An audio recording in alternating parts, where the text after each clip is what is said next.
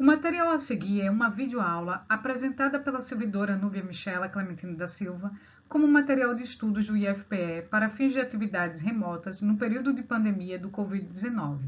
Seu uso, sua cópia e/ou sua divulgação em parte ou no todo por quaisquer meios existentes somente poderá ser realizado mediante autorização expressa da servidora e do IFPE. Caso contrário, estarão sujeitos às penalidades legais vigentes. Olá, seres que brilham! E aí, tudo bem com vocês? Nessa videoaula nós vamos abordar mundos do trabalho, na perspectiva de Emile Durkheim, Max Weber e Karl Marx. Essa videoaula tem como base o seu livro de Sociologia. Lá no capítulo 7 você pode ter Mundos do Trabalho. Especificamente eu vou abordar aqui o trabalho em Durkheim, Weber e Karl Marx. Assim, eu recomendo que você pegue o livro, faça a leitura e depois essa leitura vai te ajudar também a responder as questões. Vamos começar reforçando alguns pontos importantes para que a gente entenda o capítulo. Em primeiro lugar, cada um dos autores que estudamos analisa a sociedade capitalista de sua época, ok? E enfatiza elementos que considera centrais, cada um com interpretações diferentes a respeito da estrutura social e dos elementos conjunturais da sociedade. Isso significa entender que esses autores tentaram compreender as estruturas que formam as sociedades que eles tomaram como objeto de análise. Deixa eu apagar aqui para puxar outro ponto.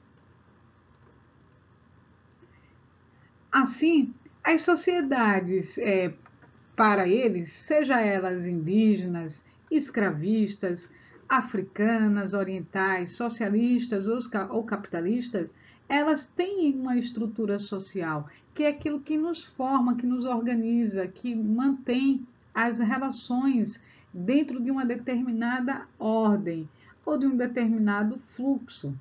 Assim, a estrutura social ela é formada por características gerais que dão particularidades à sociedade e se reproduzem ao longo do tempo. Por exemplo, o trabalho que permanece e configura-se como um elemento central. E é por isso que esses autores deram muita atenção ao trabalho humano, a essa transformação que é feita na natureza e que se mantém em todas as sociedades analisadas. A gente deve perguntar, então, para que serve o trabalho e de que maneira as sociedades elas são formadas a partir dele também. Podemos afirmar, portanto, que a sociedade é fundamentalmente uma construção histórica, não é? Que a sociologia, então, é uma ciência que busca observar os elementos de regularidade na relação que se dá entre o que é permanente e o que é ocasional.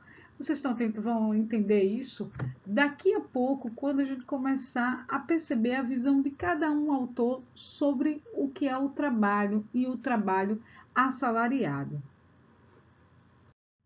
Tópico 1. O trabalho em Durkheim, Weber e Marx. Lembrando que esses autores tomaram o trabalho como objeto de sua análise e estavam todos eles influenciados pela Revolução Francesa e a Revolução Industrial.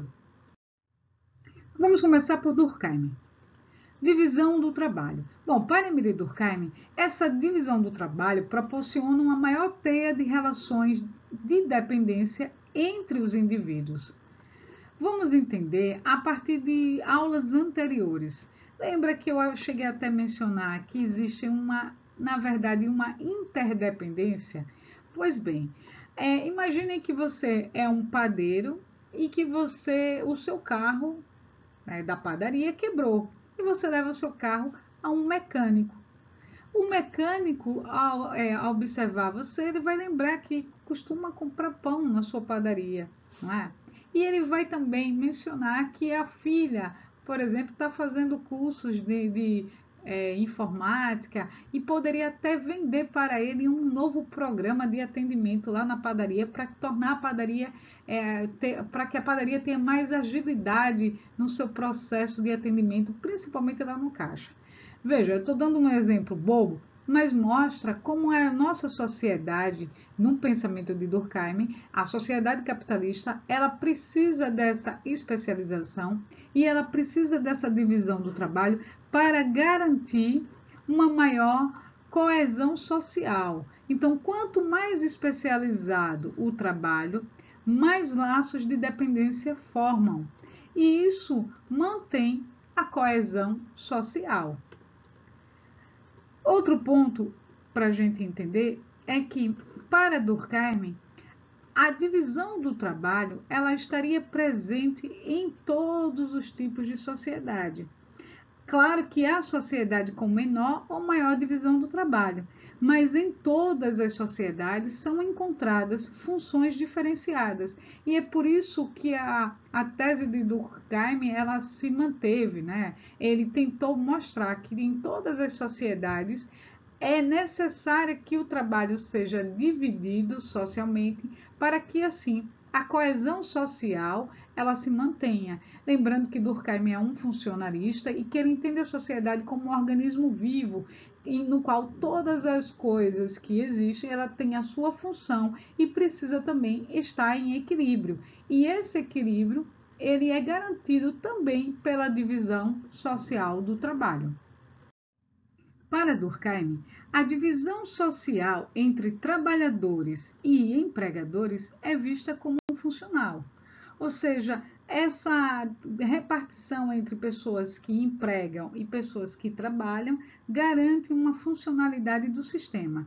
Assim, Durkheim entende que os empregadores são aqueles que devem cumprir uma atividade de organização da produção e mando, enquanto os trabalhadores são os que devem desenvolver uma atividade produtiva. Veja que Durkheim não está tecendo nenhuma crítica, né, ou não faz uma classificação da divisão social em classes como o Karl Marx. Né? Ele simplesmente coloca que essa relação entre empregadores e trabalhadores ela é funcional, ela faz com que a sociedade capitalista funcione. Mas a gente vai ver aqui no seu livro, lá na página 151, alguns problemas da divisão social do trabalho. Vamos dar uma lida aqui comigo num trecho que eu separei para vocês. É até bom para que vocês fixem melhor o pensamento e também entrem em contato com o livro. No entanto, nessa divisão, há problemas que Durkheim vê como doenças sociais a serem corrigidas para que o todo social se desenvolva adequadamente. Mais uma vez, a gente vê que Durkheim faz uma analogia à biologia e a problemas sociais como doenças. Lembrando que ele entende a sociedade como um organismo vivo. Ele pega emprestado algumas metáforas da biologia para tentar compreender a sociedade a partir dessas estruturas trazidas pela biologia. Se há excessos por parte de capitalistas ou de trabalhadores, deve-se regulamentar suas atividades a fim de alcançar o equilíbrio e garantir a integração social das partes envolvidas. Dessa maneira, o lema de Durkheim prevalece. As partes, que são os indivíduos, devem submeter-se de modo a garantir a permanência do todo, que é a sociedade. É por isso que, no pensamento de Durkheim, a gente vai sempre ver a prevalência da sociedade, da consciência coletiva, do todo. O todo é mais importante do que a parte, do que o indivíduo. De um lado, o capitalista não deve se deixar levar pelo egoísmo do lucro exacerbado. Ele pode ter lucro, né? Mas não exacerbado. Do outro, o trabalhador não deve questionar sua funcionalidade dentro da divisão do trabalho. Veja como Durkheim não faz uma defesa do trabalhador e não entende esse trabalhador como explorado. Ele até permite que haja o lucro, desde que não seja um lucro exacerbado. E ele não está aqui defendendo, né, o trabalhador que questiona a sua funcionalidade. Ao contrário, né, o Durkheim é um sociólogo conservador e ele está tentando manter e garantir essa integração social e manter a estrutura da sociedade capitalista como ela é. Agora é a vez de Max Weber. E a gente vai começar trazendo já um distanciamento do Weber em relação a Durkheim. Para Max Weber, não há algo geral e comum a todas as sociedades. Logo, cada sociedade obedece situações históricas e específicas. Vejam, enquanto o Émile Durkheim dizia que há algo geral nas sociedades, como a própria divisão social do trabalho, o Weber refuta esse tipo de ideia. Para ele, as sociedades elas têm especificidades, particularidades históricas. Portanto, elas não devem ser analisadas em uma comparação daquilo que existe em todas as sociedades. Então, o Weber ele tem uma preocupação em desconstruir a ideia de uma lei geral regendo a história da humanidade. Interessa saber de que maneira cada sociedade foi formada e de como essa sociedade ela vai obedecer situações históricas específicas, as suas particularidades. Nessa busca pelo que é particular e específico a cada sociedade, o Max Weber, ao analisar o capitalismo na sociedade dele, ele vai escrever aquele livro que já abordei em aulas anteriores, que é A Ética Protestante, o Espírito do Capitalismo. O Weber vai visitar os Estados Unidos e vai perceber que a formação do capitalismo, como ela estava se dando, deve-se a outras condutas morais, a outros valores que não pertencia ao mundo dos católicos. Lembrando que, principalmente ali na Idade Média, quando toda a humanidade era regida pela Igreja Católica, havia uma ética diferente em relação ao trabalho. O trabalho não era algo racional ou que orquestrava a vida das pessoas. O centro da vida das pessoas era, de fato, a religião. E havia a ideia de que o mundo, a salvação não estava no mundo, ela era extramundo, né? Então, para que acumular bens? Para que você manter uma lucratividade ou uma lógica racional de trabalhar muito? Não, você ia trabalhar somente o necessário para a sua sobrevivência, já que o mundo que ali você vivia enquanto católico não era um mundo no qual você ia ter a sua salvação. Já para os protestantes, há uma mudança, né, dessa ética. Então, você tem algumas especificidades que são tratadas nesse livro. Para o Weber, a especificidade do capitalismo ela está associada a esse espírito capitalista de obter sempre mais lucro. E há uma ética religiosa que é fundamentada em uma vida regrada de autocontrole que tem na poupança uma de suas características centrais. Então, o Weber vai ver como essa ética religiosa protestante que mantém, né, poupar, trabalhar como louvor a Deus e guardar o que se pode ao máximo, ela fortaleceu a essa formação do capitalismo. É isso que ele está dizendo. Claro que existem outros elementos dentro dessa história, mas aí, se você quiser saber mais, você pode ler o livro. Aqui a gente vai destacar, no seu livro de sociologia, esse trecho aqui, ó.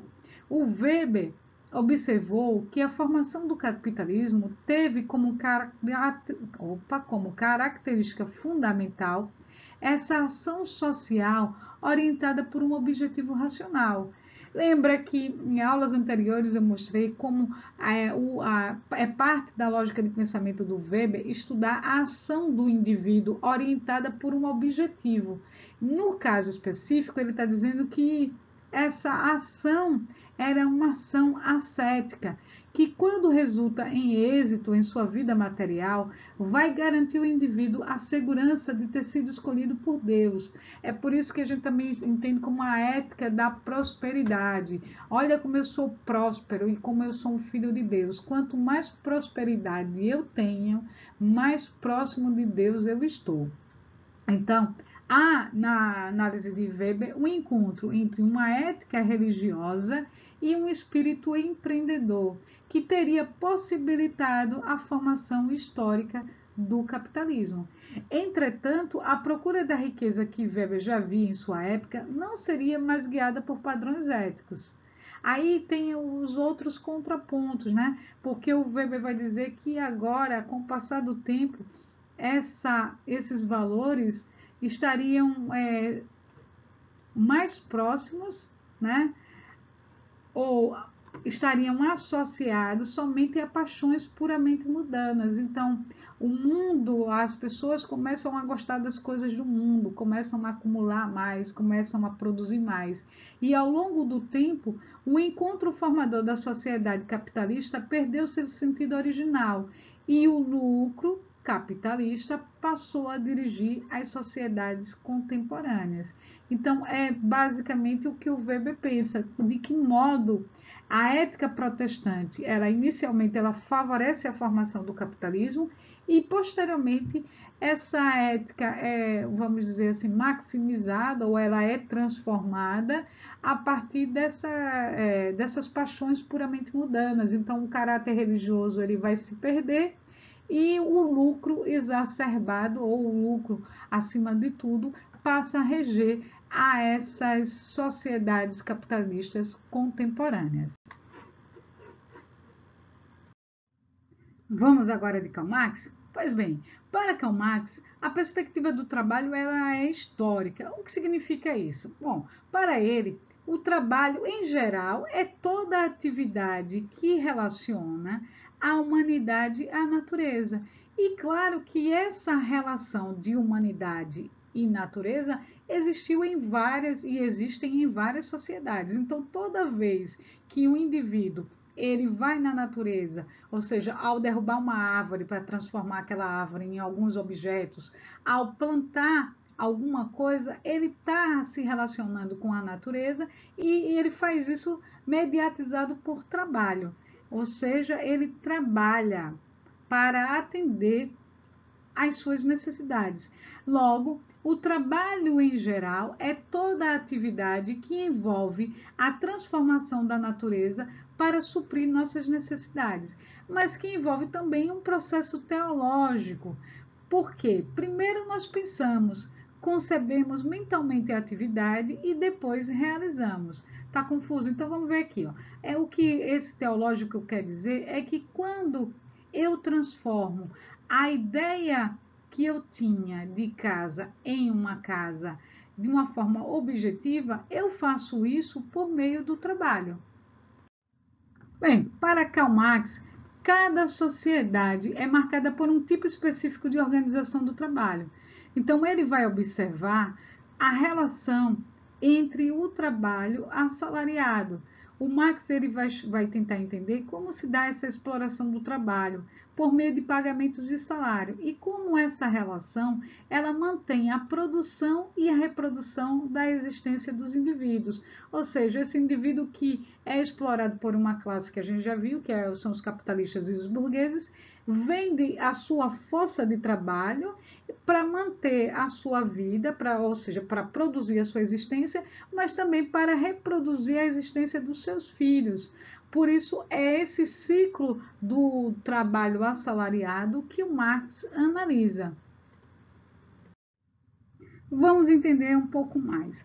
Peguei aqui um trecho do livro de vocês, acompanhem comigo a leitura. Para Marx, a divisão em classes sociais no capitalismo constitui-se como uma base na retirada pela burguesia nascente do século XVIII dos meios de produção, terras, ferramentas e animais, dos pequenos produtores livres. Lembrem que para Marx a história da humanidade é a história de luta de classes e que aqui nessa relação de produção e reprodução da existência, ela se dá por meio dessa divisão em duas classes. Com isso, formaram-se a burguesia, que foi a burguesia nascente no século XVIII, que retirou os meios de produção do trabalhador livre, e o proletariado, que é aquela classe que, não tendo nada, só tem a sua força de trabalho para ser vendida, que essas são as classes fundamentais do capitalismo. A reprodução dessa divisão social se dá com base na exploração do trabalho assalariado, que o trabalhador vende para o capitalista em troca de um salário. Então, o que o Marx está dizendo é que a divisão social do trabalho ela é mantida na base dessa exploração que é feita pelo capitalista, pelo burguês, em cima do proletariado, em cima desse trabalho assalariado. Então, trabalho assalariado, apesar de aparentar uma igualdade, na prática, para Marx, isso se dá de forma muito desigual. Vamos ver aqui com mais detalhe. Para Marx, ele diz que a classe trabalhadora ela é forçada a vender o seu trabalho por não possuir os meios de produzir. A gente já viu isso em outras aulas, né? Eu não tenho como produzir uma bolsa, né? Então, o que é que eu posso fazer? Eu posso vender a minha força de trabalho em troca de um salário. Então, para Marx, a vida na sociedade capitalista, ela depende da exploração do trabalho assalariado. Então é isso, meus seres que brilham. Mais uma vez, eu peço que vocês peguem o livro de vocês, dá uma lida lá no tópico que foi trabalhado. Isso ajudará bastante ao entendimento do conteúdo. Missão cumprida por hoje. Namastê, gratidão. Até o nosso próximo encontro. Brilhem!